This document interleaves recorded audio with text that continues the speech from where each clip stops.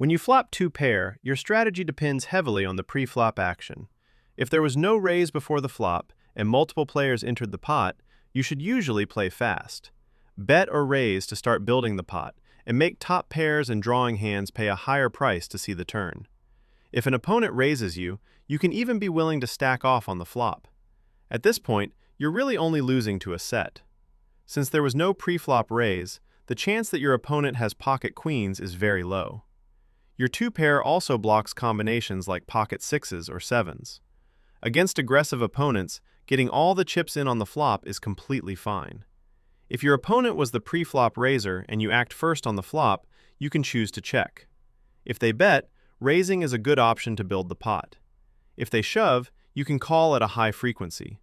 In this situation, your opponent is much more likely to have hands like AQ or KQ. If the pre-flop raiser checks behind on the flop, you should bet at a high frequency.